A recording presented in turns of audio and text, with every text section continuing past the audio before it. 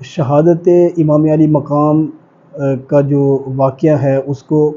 شہادت تک سنایا جاتا ہے۔ مقصود اس کے پیچھے صرف اور صرف یہ ہوتا ہے کہ لوگوں کو رلایا جائے اور ان سے جو ہے ان کے جذبات کے ساتھ کھیلا جائے۔ تو اس کے بعد کی جو قربانیاں ہیں مستند تواریخ کی کتابوں کے اندر وہ واقعات ملتے ہیں، ان کو بیان کیوں نہیں کیا جاتا؟ جیسا کہ جب قافلہ جو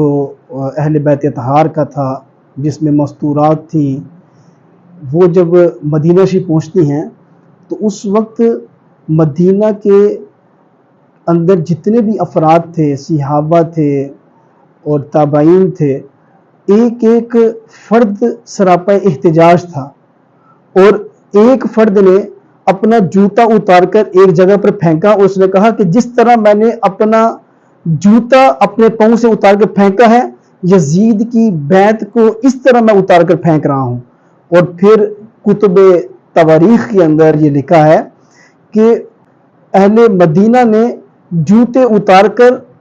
اس طرح پھینکے کہ وہاں پر ڈھیر لگ گئے ہیں، اور پھر یزید لعین نے شام کا ایک لشکر بھیجا، مسجد نبوی کے اندر گھوڑے باندھے گئے، بے حرمتی کی گئی، اور کثیر تعداد کے اندر صحابہ کرام کو، تابعین کو اس نے شہید کروایا۔ تو اس سے پتہ چلتا ہے کہ صحابہ کرام اول روز سے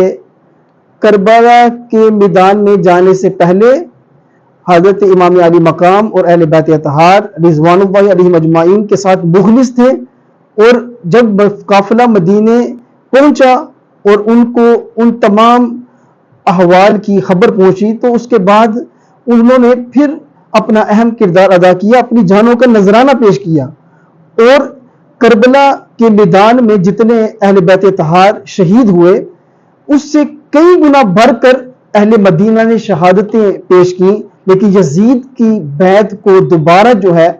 وہ قبول نہیں کیا۔